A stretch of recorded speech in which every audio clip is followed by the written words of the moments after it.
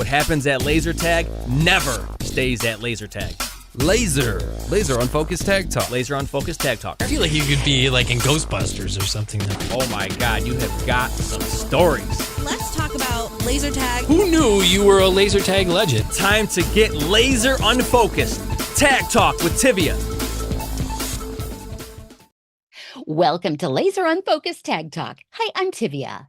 The Laser Tag Summit, powered by Amusement Expo International, provided laser tag operators in attendance with some laser-focused education during their time at the event in Las Vegas.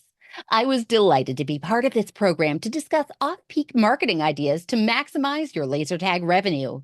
As a marketing professional myself with over 2 decades working in broadcasting, it was a privilege to moderate this panel and hear thoughts and insights from my guests, Beth Standlee, founder and chairwoman of TrainerTainment, and Kelley, the newly named CEO of TrainerTainment.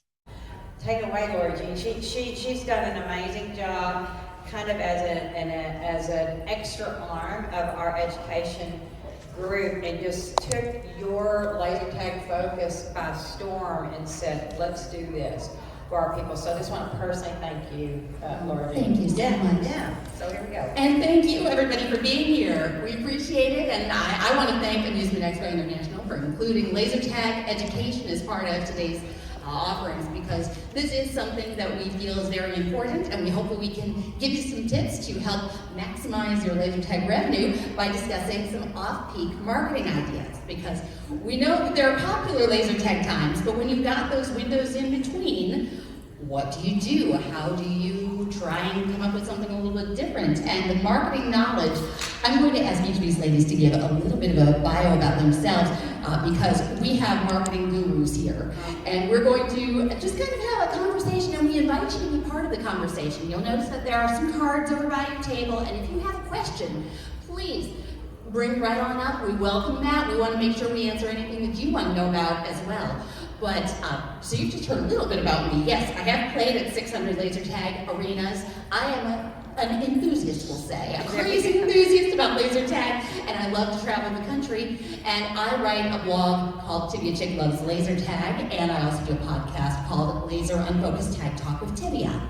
So that's my story, but Beth, tell us about your background and why you've got all the info. Well, I don't know that I have all the info, and I'm not a marketing genius. That's what I told Lori. I'm more of a sales genius. And I started way back in the day when I was just a child, working on site, on location, and we had laser tag and bowling and arcade, and put together this great play therapy package, and it included games, tag, and arcade. And I could sell it well, because I understand how to sell. But I gotta tell you, when I played laser tag, so I understand your enthusiasm about playing, when I went to play the game, my whole relationship with the product and with my ability to sell events during the day to companies who would come and do, we never called them team building, we called them play therapy hockey. It was very exciting. And if you've got people in your center who are responsible for selling this product, selling your laser tag product, they need to play. And they need to play, and they need to understand the game. There's no better marketing in my mind than word of mouth and an enthusiastic player. So. Wholeheartedly agree, and your staff can be those players. So that is our guest, Beth Standlee. She's the CEO and founder of TrainerTainment. Thank you, Beth. Correction. I didn't even just talk about my early days. Correction. As of Thursday, Kelley is actually the CEO of TrainerTainment. Congratulations. She's been promoted, and I am the chairwoman and still the founder of. I think that's going to change. That's not changing. She said, I'm the chairman of the board. She said, so when I really have a problem, I can come to the board, right? And ask the board about it. But yes, we're celebrating 20 years of being in business and helping and working with venues. And it's a passion. We're probably every bit as passionate about what we do as you are about playing tag. And I'm the president of AAMA. So there you go. Wonderful. That's Beth Standlee. And let's Give her a big round of applause if we could, because she does so much for this program. And Candi, could you just share a little of your background? My name's Candi Kelley, currently the CEO of TrainerTainment. But before coming there, I worked for a franchise company and started out as an operator manager and moved up where 85% of our business happened from Friday at 4:30 p.m. to Sunday at 6 p.m. And so for almost 2 decades, helped run that and grew it from 12 locations to 65 locations. And so this off-peak, how do I get people in there when the majority of my people want to be there from Friday at 4:30 to Sunday afternoon, is something that I lived, and definitely trial and error a whole lot of things. I wouldn't call me a genius by trade, I'd call me a genius by doing and trying and seeing what some of the things would work. Excellent. So we're going to just jump right into this, and again, please feel free to bring up your questions if you have some, but some of the objectives that we have for this panel, we want to talk to you about getting more business in the door on those off-peak days. We want to talk about obtaining photos and video and good press to help you to carry forward, and improving your community relations and making a difference through your laser tag, which can happen through community marketing, cause marketing, fundraising, and other offerings. So these are a few of the things we'll discuss. But let's just kind of give an overview to what are some ways that we can turn any day into a reason to play laser tag. And real examples are great.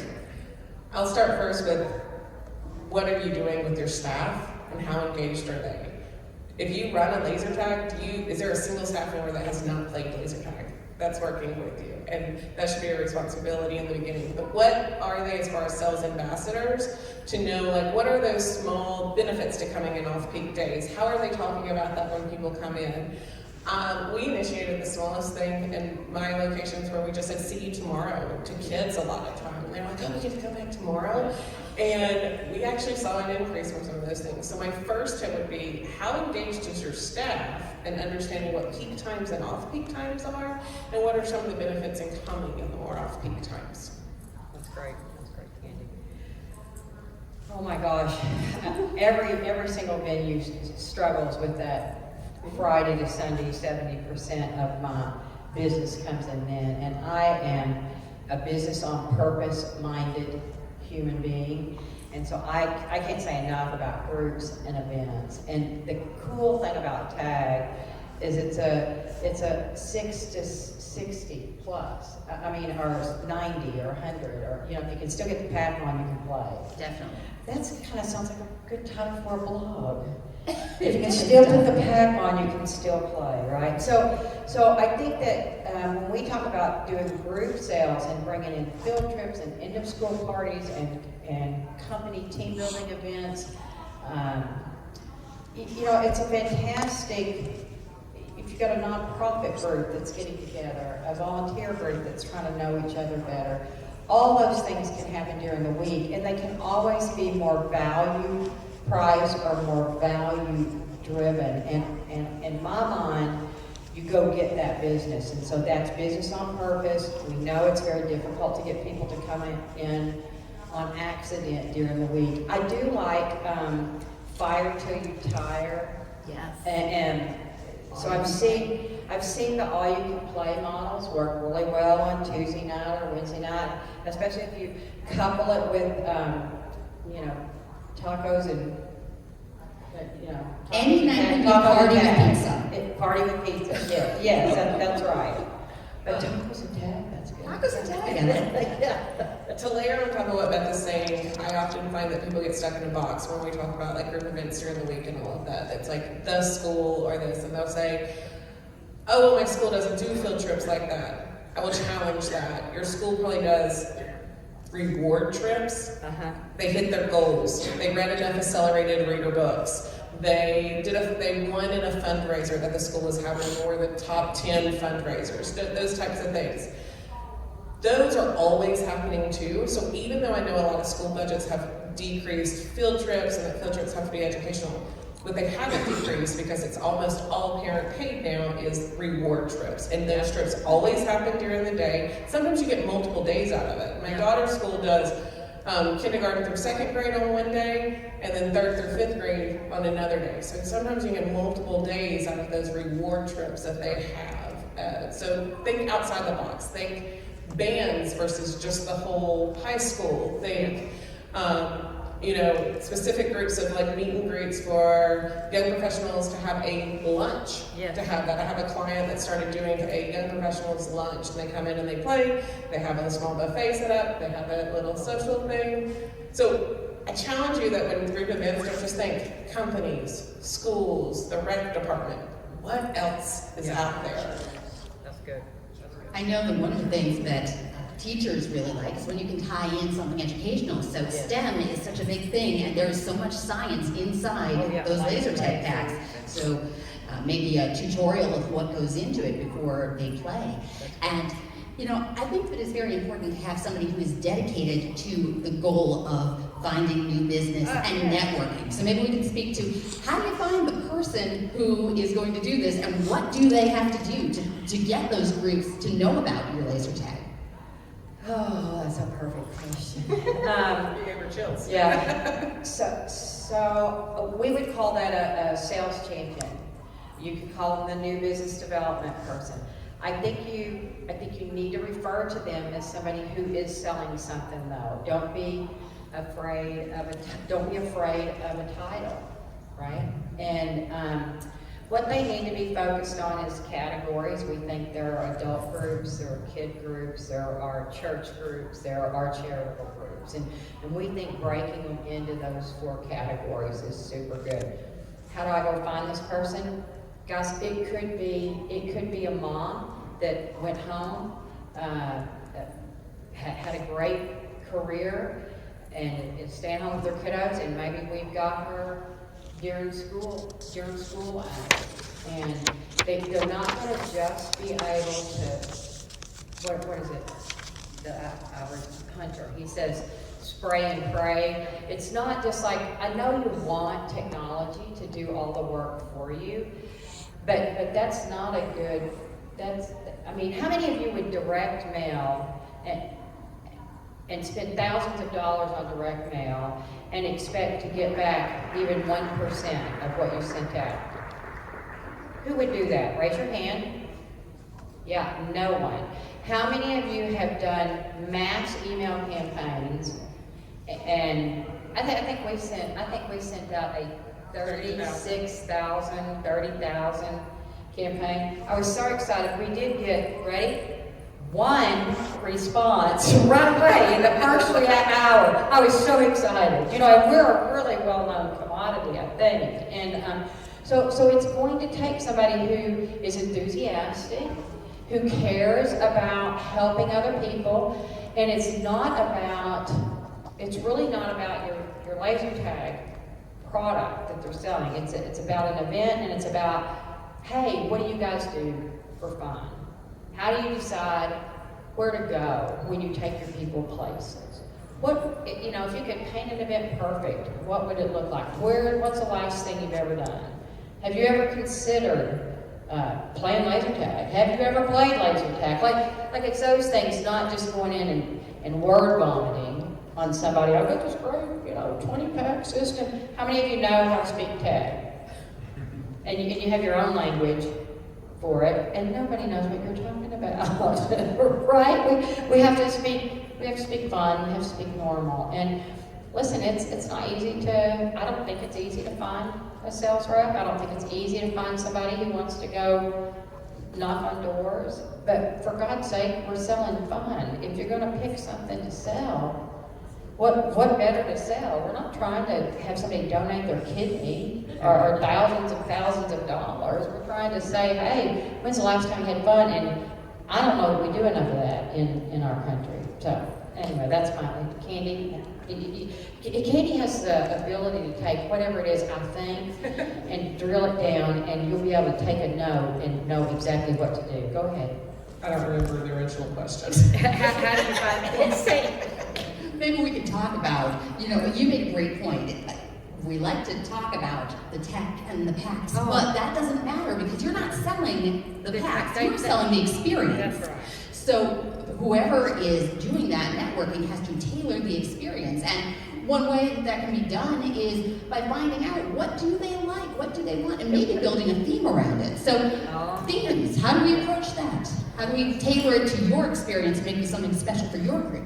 I think you guys should all adopt a theme that you do every year, like once a year. Like it is your theme. You go all out and all of that, become known for it. Because we don't get to dress up very often. We don't get to have that much fun. Even schools, like I'll tell you, I have an elementary school and a middle schooler. My middle schooler says all the time, they get all the fun in elementary school. What if they could have you tailored something that was geared towards like the middle school people and it was around your theme that they did. But knowing what things are coming up, I would suggest having an event of your own almost every quarter around things. St. Patrick's Day, we're in the middle of St. Patrick's Day, you could do something on that day. But it's not just come in and get $3 off your game of laser tag. Like you gotta invest in the theme the whole way, and the best way to do that is to also get ideas from your staff. Your staff is probably in the age demographic of people that you want to come in or entice their parents to bring them in. How do they want to have this themed event? I have a client that on an off season, they're in Tennessee, they had a Dolly night. That's what their staff wanted to do, and they went all in Dolly Parton. They had Dolly Parton night, and like Dolly Parton music. They brought in that color scheme and all of that stuff. They've now made that a quarterly occurrence to have a Dolly night, and it has grown that night by 25%. That one night, they do it on a Thursday night because they had no one that was in on Thursday night. It's one of their slower nights of the week. That's great. The Taylor Swift nights are becoming very popular as well. And there's so many pop culture events that you can tie to your laser tag. For example, I noticed that you ladies are both wearing green. If I thought to wear pink today, we could have a little theme going. And come November time, when a pop culture movie is coming out, maybe if your packs can be tailored to have pink packs and green packs, perhaps you could have a Princess Day, get out some paper crowns, and have princesses tagging around the arena. Or I really loved having Santa Claus done a pack once, and that became a Christmas card. So there's all sorts of ways that you can go about presenting a theme. So the creativity is limitless. And there's a day for everything. If you guys have not gone and looked at the International Day of Special Days, every day, the whole year, it's a day. Cheeseburger Day, Pizza Day, there's a Be Kindness Day. Like there's a day for everything now. Yeah. So you can have Popcorn Day or Free Comic Book Day. Whatever your theme is though, how do you keep your theme from being your best kept secret? How do we get that out to people? You turn your employees into sales ambassadors or guest ambassadors for you. They need to know about it, they talk about it. How do you get it out there? I think we're gonna jump into this, I don't wanna jump ahead, but you become friends with your local media as well as best as you can to get that partner with schools, tell them about that, use all of those networking. That's why I think it's great to have a sales champion that's out there in your community talking about you and going to these events and all of that, because you are part of the conversation. They want to support you because you're supporting them because you're so connected with them. I'd like to layer on that too. I think you have to take a 30, 60, 90-day approach to marketing. And 90 days out, you need to determine this is going to be the program, this is what it's going to cost. Is it a day, is it a week, is it a month? How many of you have decided that in 2 weeks you're going to throw an event together? Right? we do. And so you need to, 90 days you need to make a decision what it's going to be. 60 days you need to order all the things that you need to order, to begin to train the staff, begin to create some excitement around it, and then 30 days out, you're going to do full-on promotion for whatever it is. And if you stay in that cadence, always then the next month is 90 days, and it moves forward. And that has to become a habit because, listen, one of the best tag experiences, I can't do it because I am very afraid of, anything haunted or a mascot. And so I can't really do Halloween. But laser tag does the best haunted houses, and it should be an entire October experience. It shouldn't just be on Halloween. It should be, in my opinion, it should be all October. But I see too many people decide they're going to do that in September on the 27th. And so now we have not gotten that enthusiasm built with our community and really looking forward to it, so. No, I agree. You want to be pre-planning. Yeah. Although, I will also say, don't let 2 weeks be a deterrent, because in Right. approximately 2 weeks is International Laser Tag Day on March 28th. Oh, So if you right, haven't right. planned for this year, There you now's go. the time. Yeah, Or yeah. take this longer-term planning approach, because it'll come around on March 28th next year too. Well, but that's a great point, because people don't know what they're gonna do this afternoon. You know what I mean? So you are going to be able to appeal to some folks. I think if you get team members who are ambassadors, you get enthusiasts in your community that are ambassadors, I think you get mommy bloggers who come during the day, during the week to begin to share what they're doing. They'll want to come on times where they're not so busy. I also think, and this is an old idea that I don't think people use very well, but I think you've got everybody there Friday to Sunday. We need to bounce them back on Monday to Thursday. We need to give them a BOGO or something that says, hey, I know you had a great time. You want to have a value-driven time? We have Fire Till You Tire on Tuesdays. We have buy one, get one on Wednesdays, whatever. And we should be speaking to people. See you tomorrow. See you on Tuesday. Just like she said, and planting that seed and give them a reason to come back. Yes, and every time you do a group promotion, you want to do a follow-up. So an easy way to get them back is if you've got those groups in, give them a free game pass. Oh, for sure. Give them a game pass that's Birthday. good on a Tuesday or Monday what to have you. Thursday. That's right. Monday to Thursday, because they don't come by themselves. They don't, but you have to do that follow-up. It is so important, because nobody makes a move without a seed being planted, and you need to put that seed into their mind that they are going to come back, because it play off of the momentum of having just had a great experience. Exactly.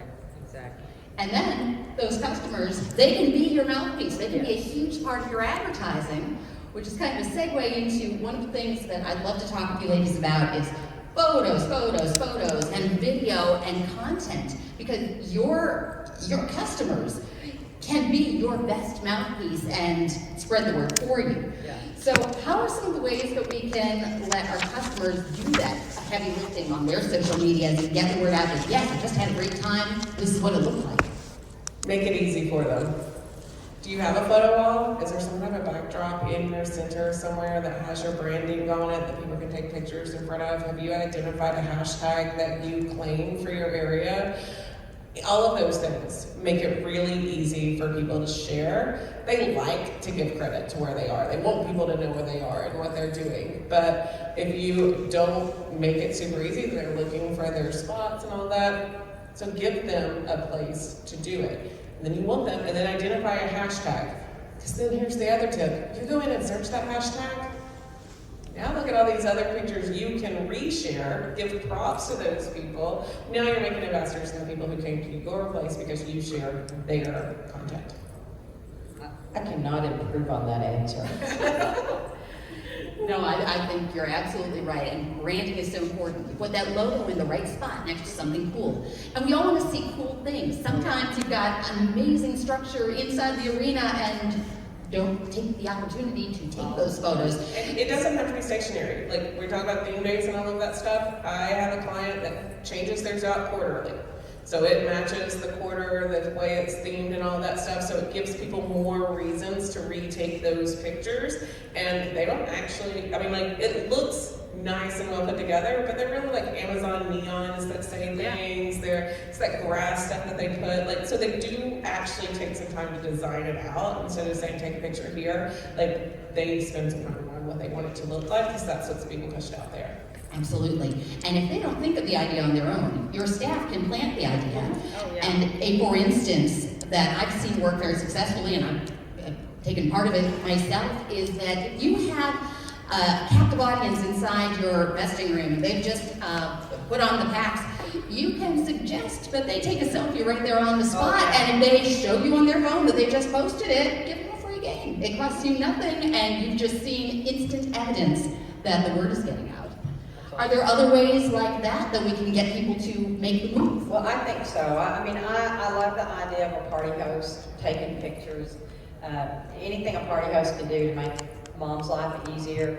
She can take a picture and shoot that right over to mom and let mom do the reposting with the hashtag, and then that we can then reshare. And now we're not having to be tasked with permission. You know, it's funny when you walk in the Westgate. The first thing I did when I got checked in, as you know, the bronze Elvis, you can bet your bippy I got a selfie right in front of the bronze Elvis. And so even things where, if you make it irresistible, it makes it easy for them to want to do that sort of thing. So I think your team, you know, even an attendant, a laser tag attendant who would say with a group that just finished playing, hey, you want me to get your pictures? They'll give them their phones and take their pictures, and we know then they're going to repost and that sort of thing. So you can get cool and merchandise and find places in the arena to capture shots, but I don't know, that's a little harder to execute. To me, easy is something that we'll do. Definitely. And I know Candi and I had a little discussion about gamifying different elements, including even this. We all love to see our name on a leaderboard. Well, maybe you can incorporate that some way. Yeah, like how many people got social shares. There are some systems out there, some more expensive than others, that like as people tag you, if you identify your tag, it will actually show on screens in your center. You see this. The biggest example of this probably is Times Square. You go and you get a hashtag and it goes up, but it doesn't. There are smaller systems that do that as well. And so who is oftentimes like referring back to you or hashtagging you, and how do you identify them and give them appreciation and all of those things so that they can come back, they still hashtag you, because when I'm looking for something to do, if my friend went there recently, I'm going to want to go there again. I see that they had a good time, all of those things. That way, it's just a domino effect of getting people to go. Yeah. On that, how many of you have memberships? Okay, so I've got a couple that have memberships in that. Do you host anything special for those people who hold the memberships? Do you want to tell me a little bit about what you may do for them? So we're not laser tag, we're a high ropes course, but we do like VIP membership nights where it's just the VIP members. So they can come and they can climb and they don't have to wait in lines or get behind slower climbers, for example. What day of the week do you typically host those? Usually on a like Thursday evening, so it's not on a prime time day. Yep. I love that, a Wednesday night VIP. Gosh, I love everything VIP. And so, ooh, that would make me feel super special.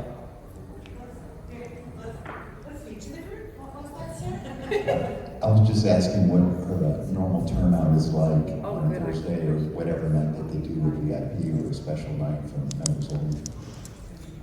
So it depends. So like it's not, I don't ever run VIP specials like in summer when we're busy. So it's usually they get one night in spring and one night in fall on a Thursday that we would typically be open. So then we get about probably like 25 customers. It's not a huge turnout, but it is a turnout on a night where we would normally be open and have customers, if that makes sense.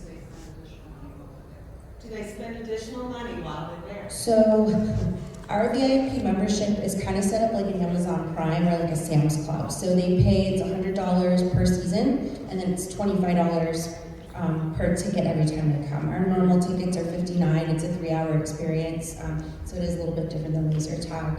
But then that way they are paying every time they come, so we are getting some income. It depends. We sell drinks and snacks and stuff too, gloves. I think that's really creative. Yeah, I think that's really creative. Yes, and I think that at this whole event, there are many things that we can extrapolate from one entertainment option that will apply. So you've got the ropes course, but a lot of this can apply to laser tag, and a lot of the things that we're learning about VR can apply. And so we share the knowledge. For additional revenue, maybe it's free laser tag all night for the VIP members, but it's not free drinks. It's not all that. The laser tag's totally covered. And so there's different ways that you can translate that into what you do.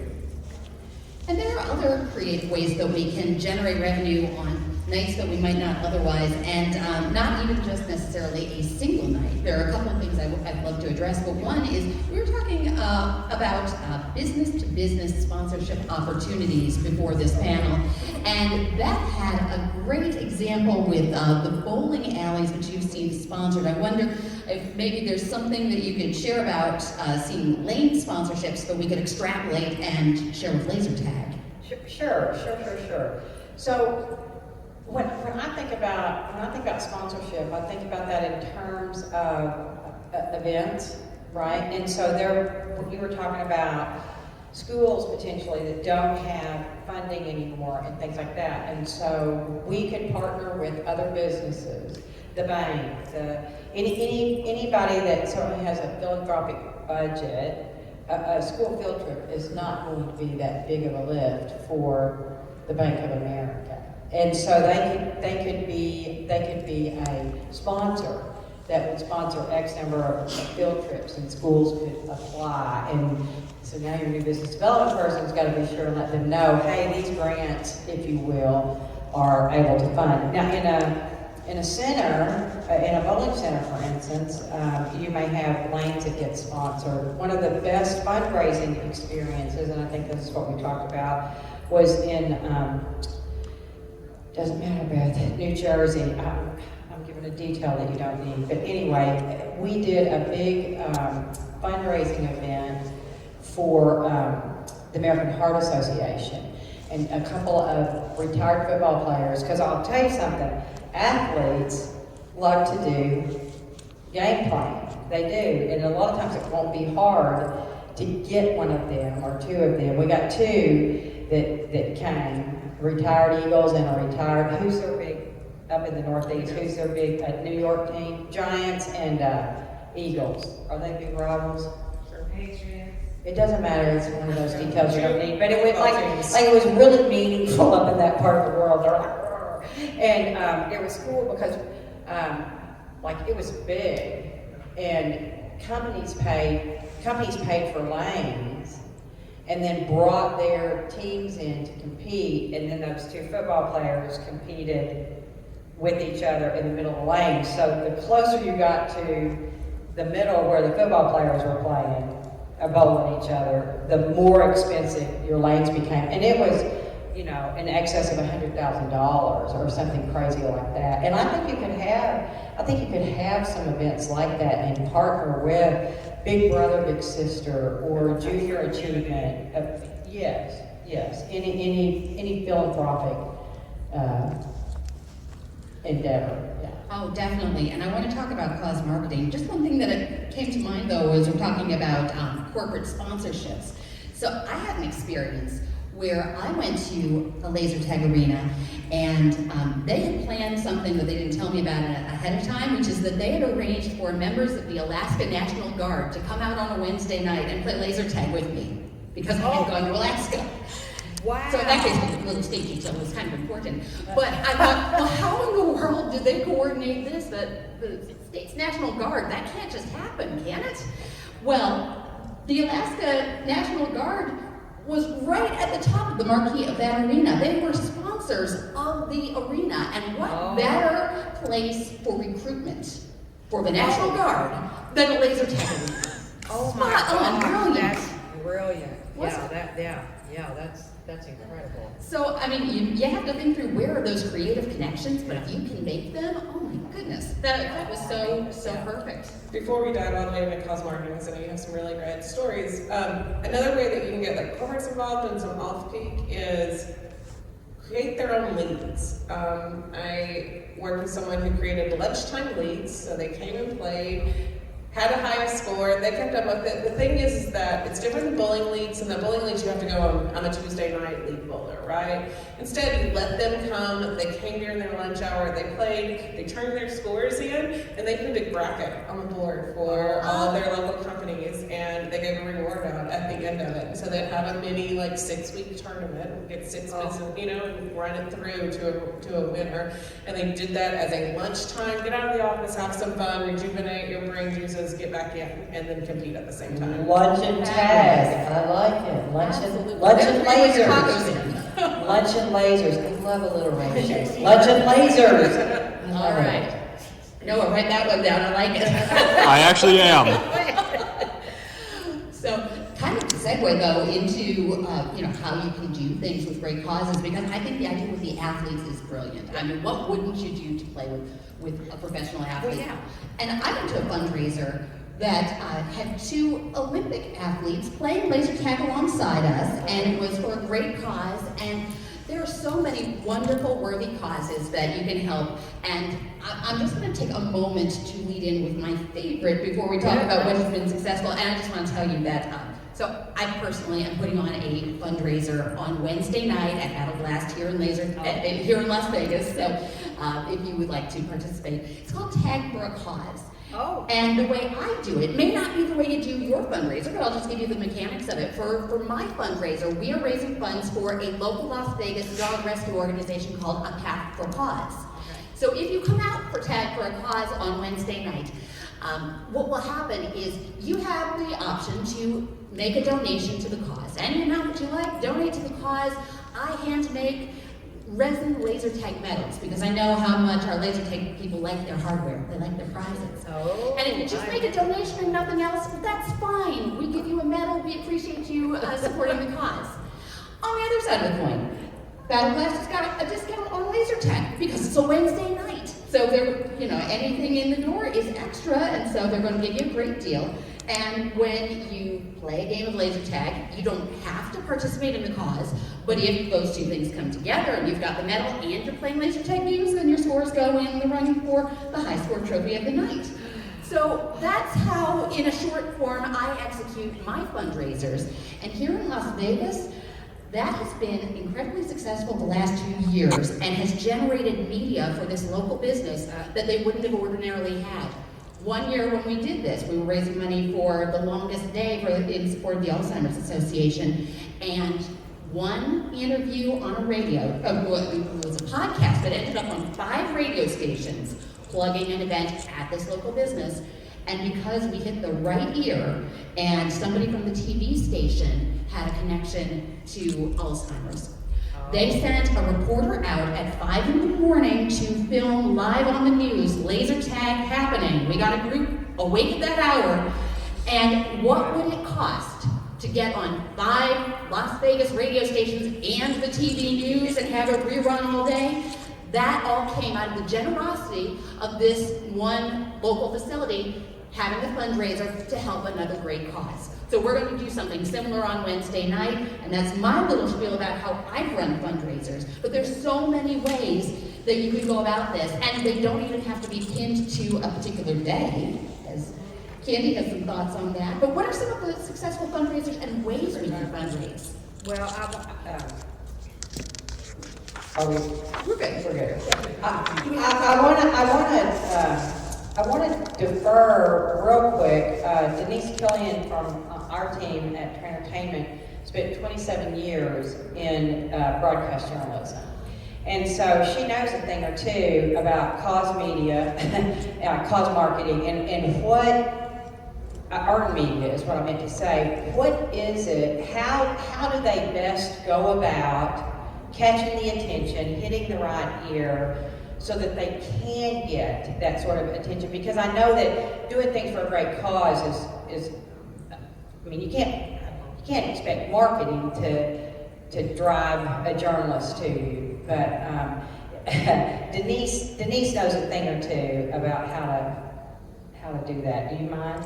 Yeah, absolutely. So the thing to remember is that local television stations, if you pay attention, if you still have a TV, we actually still watch local news, you'll notice that if you compare from like 25 years ago, there was maybe a morning show, a 30-minute noon show, a 5 p.m., a 6 p.m., and a 10 p.m., they were done. Now, local news is having 7 to 9 hours a day that they have to come up with the content for. And they've got fewer people in their newsroom. So they are desperate for content that's local. If you have an event like a great fundraiser that's very visual, because it's TV, you like pictures, right, images, and you reach out to the news desk, or if you know a producer or know a reporter, and you say, hey, we're having this event at whatever time, 5 a.m., fantastic. They probably have an afternoon show as well, maybe at 3 p.m. or 4 p.m. We're having this event. It benefits Alzheimer's. We are doing it here at this location. It's a locally owned business. We'd love to talk about the great things that local businesses can do for the community. You'll have the visuals of laser tag. We can even put your reporter in a laser tag gear and have them go in and do it live. And wouldn't that be fun? And we'll have these people that you can talk to. That is a story in a box. They show up, you've done all the stuff for them, they do it, they leave super happy, right? So anything that you can do that makes their jobs easier, because sadly one reporter now has to do maybe 2, 3, 4 stories a day. If they can come in and do something in one location and you've got multiple people for them to talk to and they can leave, they're gonna be there, y'all. Denise, what's the best way for a new business development person to become best friends with a journalist, to kind of get them in? 2 things. Number one, embarrassingly, if you send food to a newsroom, people will love you. Food to a newsroom. Top tip here in the laser tag session. I work in radio and I can attest to that. We have them coming through all the time. People in a newsroom would step over a dead body on the ground, choking on the cookie, and grab the cookie and say, who gave us cookies? I wouldn't even think twice. I'm telling you. Free food, they're super happy about. But really, it's the reaching out to on their website, you'll see they'll have their contact information. If they have a features reporter or the morning show reporter on the website, they'll have their contact information there. Or calling the desk, we call it the news desk. Just ask for the desk or the assignment editor. They will hook you up. Thank you so much. I just knew you would have some professional insight there. I appreciate that. And also, maybe there are things that you can submit and pre-package something to really make it easy. Thoughts on how you can make it easier for them?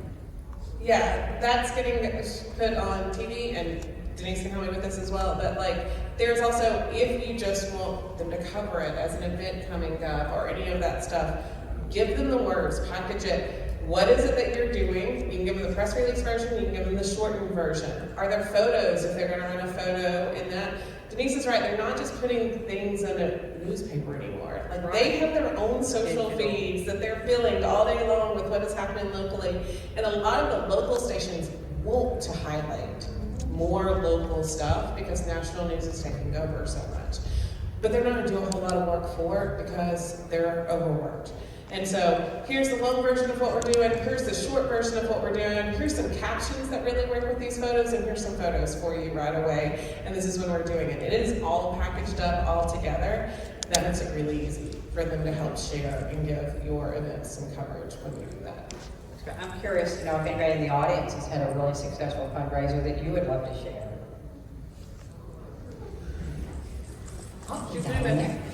Great. We do climbing for a cause. Love it. So we've done, we do it for the American Cancer Society Relay for Life. I chose that because I'm a cancer survivor. So we get local small businesses in to sponsor things, set up a marketing table, we have food trucks. And then a lot of times, like, I've reached out to like the radio and our local news is not quite as local as we'd like it to be, and depending on what they've got going on, they'll cover it for free because it's for a nonprofit. Right. So you don't have to pay for the advertising. And the thing I would encourage you to, thank you, that's fantastic, is that because you're doing it for a nonprofit doesn't mean that you can't make money on it. What we have to do is we have to be creative about how to help the nonprofit make their money. Our fees are our fees. You know, we want to be able to make the kind of money we would normally make, and but we can talk to them about having businesses sponsor, and they can sponsor sessions. They could sponsor kids. They could bring a group of underprivileged children into play. One of the best programs. What is that, Denise? What's that program, Shannon McNulty? works. It's a birthday program. Yeah, the kids' birthday party? And they hold birthday parties for kiddos who... Project birthday. Project birthday. So they might be CASA, you know, they're kiddos that are underprivileged or abused, and communities that are underserved that would never ever get to imagine having a party in an entertainment facility, or maybe even having a birthday party at all. And many places sponsor those. They don't ever do them on the weekends. You know, they always do them sometime during the week, and that's an incredible cause. And that's one of the ones you can get a sponsored partner to help you with your project birthday. But that's a real event. I mean, a real not event, but an organization out there that you can get some help from. And I think it's really a great cause. And you make it easy on the sponsor because, you know, if they have resources, they just like to have their name attached to something that's doing good work. And so that's important. And then I'm just going to challenge, we've talked a lot about cause marketing in terms of big organizations. Every school, every band, every sports team, every Parks and Rec, like there are so many smaller organizations that are not just like the American Heart Association or anything that you can work with. You will have to work a little bit more creatively sometimes in the way that those fundraisers can work. We all know about spirit nights, right? Like you come in and I'll give you 10-15% of what it is. Doesn't always work, and I can tell you why it doesn't always work, and it's because, well, I got soccer practice from 4 to 5:30, and then my second one has piano lessons at this time, and I just can't get in there at this very defined time that you're going to give me the 10 to 15% of. It's real hard. And so what I've seen operators who are like, that doesn't ever work. So my challenge is, how are you crafting, and are there options for how you craft your fundraising with these smaller organizations? You could do the tickets, let's say your laser tag, it is $10 to play. You're going to sell it to the school for $7. They can sell those tickets for the full $10. They get to keep the $3, and it's limited. They can come and play Monday through Thursday. Yeah. And that's how we do that fundraiser. Sometimes I have had really good luck with just sitting with the person at the school who's in charge of community outreach and saying, tell me the type of fundraisers that work best for you. And we will craft one together that really helps your different organizations. In one school, you can have fundraisers for trips. You can have fundraisers for those sports teams. You can have multiples in one contact. Yeah. I worked with a company and they were a little bitty community out in Iowa, and they made Monday nights their community fundraiser night. And so, to your point, it didn't have to be, between just this time and this time. It was 6 p.m. to close. And people got in line to be the group that got to use the facility that night. And everything that came in, they got a 20% rebate of what got spent on the attractions. The attraction was bowling. They didn't get the percentage back on food. That's a little harder cost. But they got 20% back, and they literally, she had a line of people, and they did it every single Monday night. It was called Community Night, and if you had a legitimate fundraising situation, you could sign up and be there. I love that. I'll tell you, for fundraising, I'd rather sell tickets to play laser tag than wrapping paper any day of the year. Hallelujah. Yeah. Now, before we get to our time, I have one question. Does anybody else have anything they'd like to share, or you could ask something? And you can just raise your hand at this point too, because Denise has the mic, and so we can get you. Okay, and we'll start with the one that I have in hand. We have one question, which is, what is your favorite or most successful marketing tool? For example, email campaigns, Google ads, social ads, radio, TV, movie. What do you think? The one you'll do consistently. Oh, great answer right there. Absolutely. All of them have their pros and cons. All of them work a little bit differently. But if you dive into it's email marketing, and I think I can keep that up, and now I'm adding this, but my emails aren't going out consistently and all that. You have the ability to train your followers and what to expect. So there are some companies that I know on Tuesdays I'm getting an email. Johnny's Pizza is going to tell me what the Tuesday night special is every Tuesday. It's my local pizzeria. I know it's coming. They like to change it up sometimes. I know that email's coming. They have trained me to look for that email. Yeah. But it comes every Tuesday because they are consistent with it. So the one that you will do consistently. And I'd rather you do one or two than try to do them all. Well, that's a great answer. I don't even think about eating Taco Tuesdays until I get my Rose's email. Rose's is the best fast food Mexican in Texas that you can find, and they have Taco Tuesday. And I never think about it, ever. I never think about it. But if I see the email, I might get in the car and go to Rose's. So I love that. I will also say if you're choosing social media, if you're not doing anything that's paid in any way, you don't have much control about when it's going out. And so, like, how many times have you guys opened any of your social media feeds and maybe there was an event you may have been interested in, but then when you look at the timeline, it was really something that happened 3 days ago, because that's when your algorithm is feeding it to you. So if it's something that's important and you do want social media to be able to share and all of that stuff, it may be worth some money behind that post so that it can go out at the exact time you want it to go out. And so you can target it in the way so it's not just showing up in someone's feed 3 days after the event is over. I do think marketing takes time too. And I own a business and I want everything to work this second. Raise your hand. You want it to work now. And I don't think marketing works like that. I think marketing is a consistent approach, and there's a balance between now they don't even see it, like the billboard that you drive by every day and you just don't even see it because it's there. We're getting more than 4,000 marketing messages a day, and so in order to get somebody's attention, it's got to be pretty spectacular. I might encourage you to use AI to help you do it better for content, and I don't think you can expect quick results. I guess that's why I'm consumed with sales, about business on purpose, because with sales I always feel like I have more control. If I'm going to go talk to you specifically about how do you plan events and how do you decide where to go and that sort of thing, I can have a result that I can measure. I think marketing is just magic. It's the long game. Marketing is the long game. And that's why I'm probably pretty passionate about turning your staff into brand ambassadors, because word of mouth, inviting people personally, all of those things are going to have that immediate impact. Marketing in those ways is the long game. Do we have any other audience questions before we move on? Yes? I was just going to say, just to add to that, in terms of the long game, used to be marketing people and advertising people would say it takes 7 times for you to hear a message for it to click with the person you're trying to reach. 7 times. Just a few years ago, it was like 21 times. The same message 21 times before it registers and they make the click. It's now well over 400 times.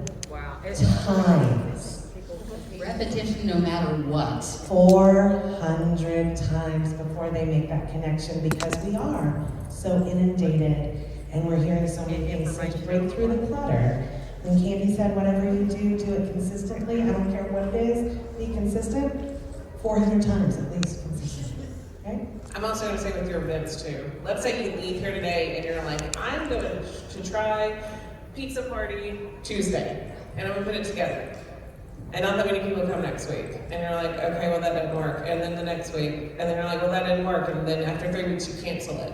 You could just don't do anything. It really takes a minimum of 90 days if you're doing something on a regular basis, like a weekly basis, to start to see an increase in that event. So if you're going to do something like that, ask yourself, am I willing to commit to, I would say 6 months, 90 days, you really start to evaluate what can I tweak, what can I not, and all of that. 6 months, is this worth it or not? Because it's not going to be like, oh, I'm going to have this on Thursday and everybody in your town's going to come. Not happening. I think that's so great. Science tells us that that's what we can focus on, is that we can focus pretty well. So that would be your staff, yourself, everybody. You can focus 90 days, and then you're going to need some kind of some kind of a reset. So I think that's a brilliant situation. If I'm going to try this, I'm going to make a commitment to do it 90 days. And it might help you weed through the things that you were thinking about doing instead of doing everything. Because that's interesting too, because when you do everything, you don't really know what worked or what didn't work because you did them all. So I think those are great thoughts. We're just about at time, so as we wrap things up, I'd just like to ask each of you ladies final thoughts to share. Something important you want to impress that we've talked about or haven't, but what final thought do you want to leave on our audience? Include your staff in all of what's coming up. We're being challenged. We don't have enough business on Tuesday nights. Really would like to grow that. All of those things. Make them play laser tag. Have them play laser tag together. They are your ambassadors. If you don't treat them as such, that you're not going to reap the benefits of that, and they want to be included more. So that's mine. Excellent. And Beth? Well, I'll just cheat and go where she went. That's your internal guest. That team is your internal guest, and I would give the same advice she gave about your external guest. Find those brand ambassadors and those Lori Jeans who are willing to go play in 600 places, and have your external guests become your brand ambassadors as well. It's not a new idea that word of mouth is your best marketing, but I think that's true. I think it's been true through the ages, and that word of mouth is really big now because from a social situation, if I lean over and have a cute picture with Candi because we just played laser tag, right? Or we get to stand back to back with our packs and we post it. We know we can influence our friends to go play too, or create some FOMO if they didn't get invited to come. Maybe they get to come next time. So. Excellent. Well, I want to thank both of you ladies for sharing some excellent thoughts, and I'd love to thank you for being here with us. If you have any questions for us individually afterwards, please feel free to come up to us because we'd love to be helpful in making sure that your laser tag businesses are successful. So thank you very much for coming to our Offbeat Marketing Ideas panel, and I hope you enjoy the rest of the Amusement Expo here. So thank you very much for being with us. Thank you again. Thanks for checking out this episode of Laser Unfocused Tag Talk. Listen for more episodes on the first and third Friday of each month. Want to be a guest on an upcoming episode? Find out more and follow my blog and website at TiviaChickLovesLaserTag.com.